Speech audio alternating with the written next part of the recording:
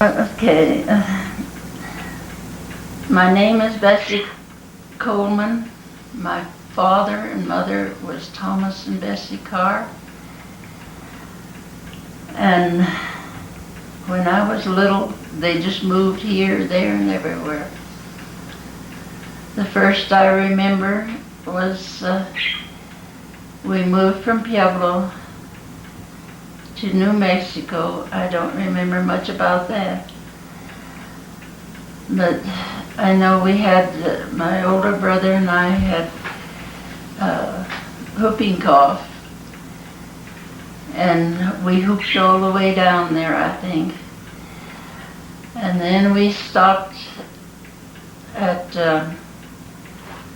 Springer, New Mexico. I don't remember much about that, only I went down by the river where Mama was washing. She had a big old well,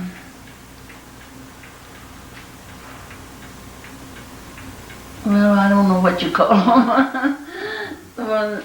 Those big old kettles that they had water in, and she washed down by the river and hung her clothes on the bushes. And I clumb up in a big old cottonwood and fell out and broke my arm. But I couldn't go to the doctor because there was a river there close and we couldn't get across, and my dad was gone. And so when he came back, I had taken me to across the river with a team, and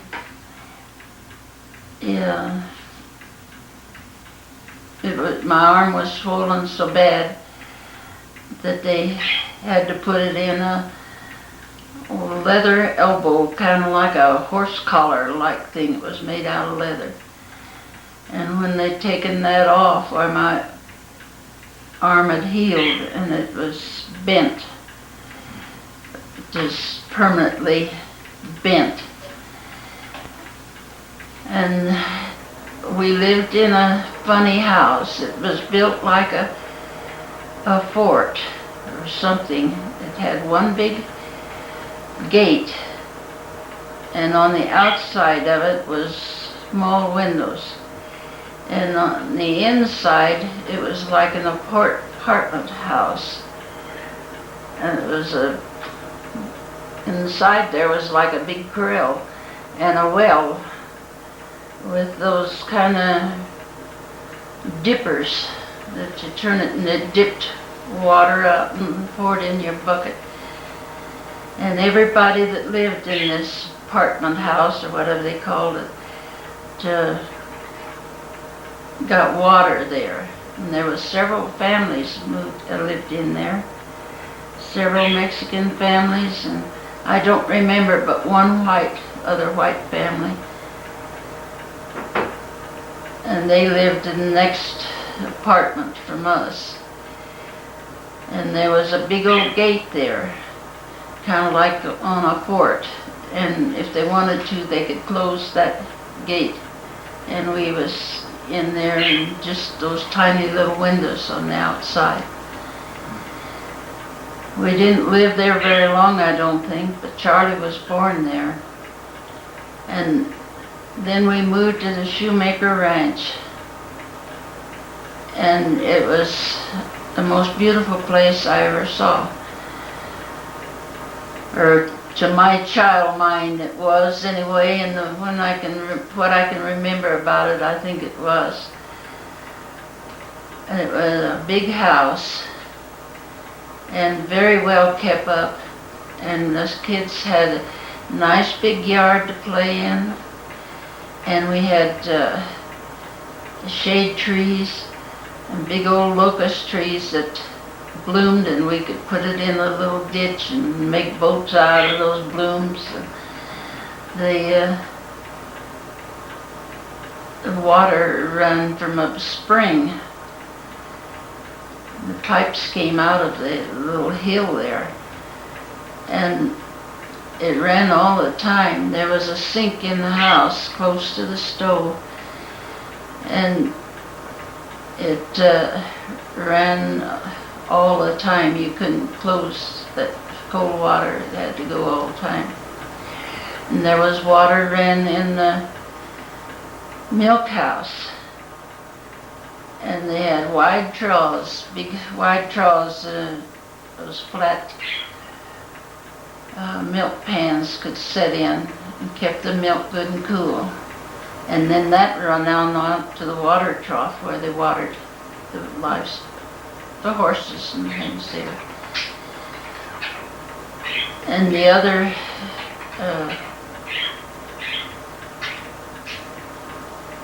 from the house, I think must have ran in the ditch that run along the edge of those trees. And I remember Mama saying, isn't that a beautiful sound to hear that water running there in the house? She probably never had it running in the house before, I don't know. And it had to have been summertime when we lived there. And then we moved out on the prairie from Las Vegas. And it was cold up there. I have some pictures of that where we was riding on the hay rack, and the oxen team was hooked up to the hay rack. And that's where the folks woke me one night and says, "Come and see this beautiful star. You probably never lived to see it again." And that was Halley's Comet. And I think it's coming up this next year, I think. And then we moved from there to into the town of Las Vegas. And there was a railroad track ran pretty close to the back of our house. And it was built up quite a dike, or whatever you call them. The railroad is built up there. And they told me never to get up on top of that because there was an Indian village on the other side. And they taken me up there and showed me that there's teepees down on the other side, and that I better not get up there because the Indians get me. I kind of think they had a train too in mind, but they didn't say nothing about that. And Ed and I had been down into town for some reason. I don't remember nothing about that.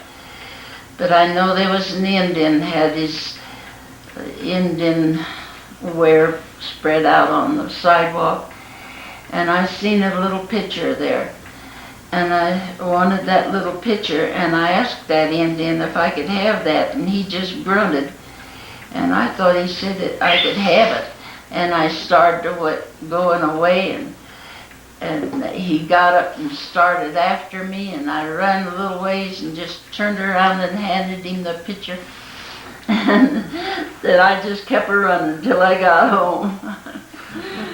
And that's about all I can remember. Well, I did try to go to school there, and I had never been to school, and so they didn't take me into school, and Ed went a short while, and then we moved from there, and I think we moved to, I know we did, we moved to Beulah, New Mexico, or below Beulah, and Dad worked in the woods there for a sawmill. And I started school there, and I have a picture of that. Ed and I was in this, and I think about 4 other little kids. The teacher's sister, another boy and girl, and Ed and I. I believe that's all that was in there. The schoolhouse was papered with magazine and pictures and reading of magazines. And in this picture, it shows the ABCs on the board, and I was the only little little one there, so I guess it was for my benefit. And we had to go to the town of Beulah to get our mail. And then them lived in Beulah, Colorado at the time, and I thought that was funny. There was two Beulahs. But the people by the name of Barker ran that post office, and they had a whole raft of kids. And I think up there they had a private teacher that they had for teach their kids. They was too far from the little school I went to. And we got our mail from just a plain desk that had little cubby holes in it. There wasn't very many people lived up in those hills. And they had, as I say, a lot of children from big ones on down. And there was one young man, I thought he was the most handsome guy I ever saw. And that was my first crush on a boy, was that Marion Barker. And later I found out that he was a brother to this S. Omar Barker that writes little short poems and things. And I don't know whatever happened to my Prince Charming, but from there, while we were there though, the folks got me a little white pig and got some corn, and now you feed it a lot. We don't want it to be skinny and scrawny, so I fed it 1,000 times a day, and it was getting real fat. And then they moved over the mountain to a big ranch, and the nearest town was Rosetta, I think. And the pig, they didn't have any place for the pig to ride, so I'd sit in the back of the wagon and called Monty, and then when he got, so he didn't want to follow her anymore and got tired, why I'd get out and he'd follow me. And it wasn't long till Monty was butchered. And I wouldn't eat none of his meat. There's where I got bucked off of a donkey. And I lit somehow or another on my arm between the elbow and the wrist and broke the bones in between. And Mama taken me in a buggy, horse and buggy, to the doctor at Mora. And they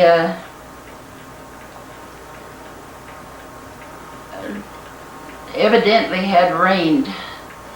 Anyway, that old dopey mud got up on the wheels so thick and so on, and the horse couldn't hardly pull it. So Mama got out in that mud, and I don't know what she used to clean the mud out from the spokes. And with just one hand, I messed around and dropped one of the lines, and the horse ran away until the mud got so deep on his wheels again that he had to stop, and she had to walk through that mud to get to those long skirts. I know it was really something. But we didn't stay there very long either. And from there we went to, came back to Colorado and went to Oakview, which is a little mining town not too far from Levita. And while we was there though at that Beulah sawmill, why my sister Carrie was born, but she was just not very big when we moved to Oakview. And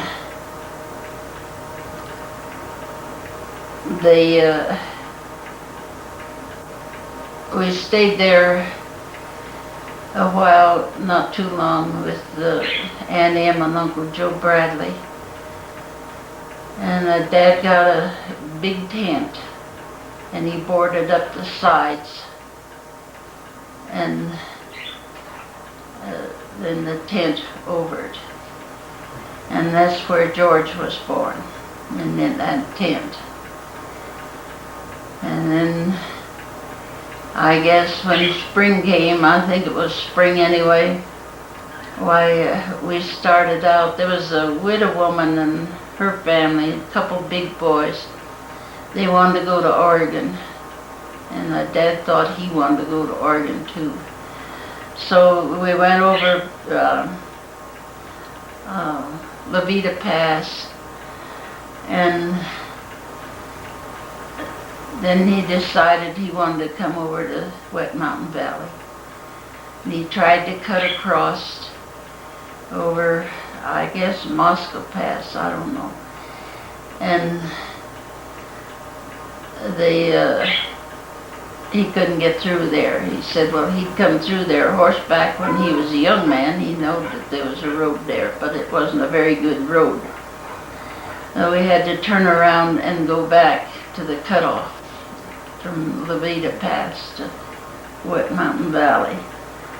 And I was, well, we went from, didn't stay around Westcliff very long. We went down on Oak Creek Grade. There was a little school down there, and they call, I think, Oak Creek number 1. And I went to school there a while. And then we came on back up to the valley and moved over on the Burke place, which is where Bud Camper lives now. And I went to school then at ULA. And from there we moved to Silvercliff, and I went to school at Silvercliff School. And from there we moved down to on Texas Creek, what they called the North Ranch at that time. And my dad worked for the Proctor Cattle Company. And then from there we moved over to their homestead. And from there, Grandma Coleman, I hadn't never met her, but I'd met Grandpa Pat. And Pop was in the Army, so I'd never met him. I'd seen him at a distance, and they said he was one of the Coleman boys. But Grandma Coleman was there by herself. She was up in her 70s. And they wanted somebody to stay with her. And so I went up there and stayed with them. And I think that, I guess I should have told you that when we started on this year, moving around to New Mexico and back to Colorado, Edith stayed with Grandma. And then Grandma Moore. And when Dr. Bender there in Pueblo, his wife was in a wheelchair, and they had Edith come and stay with her. And so she stayed with her then, after staying with Grandma years. I don't know how long she stayed with Grandma, but she went and stayed with Dr. Bender's wife during the day, and then later, she just moved in there. And she had such a pretty room, and they bought her such pretty clothes, and she just they paid her wages that she gave to Grandma, but they just kind of taken her in as their own. And then after Mrs. Bender died, then she went to work at the Vale Hotel. And I was about the best dressed little girl in the whole country because she'd send me her clothes and Mom would make them over for me. Oh, but her shoes, I tried to wear in her shoes, but I soon outgrew her feet. And I think that's where I got my bunion, was trying to wear her shoes because her feet was small and not mine. But she really did have pretty clothes. And she never did come back to live with the family anymore. She worked there at the Vale Hotel as a waitress a while, and then her and Ed, when he got grown up, they went to California. And they didn't stay out there too long. They didn't like it. So they came back to Pueblo, and she was made head waitress there at the Vale Hotel, and I think she was still working there when her and Guy was married. I didn't get to go down there, but then I think she was. And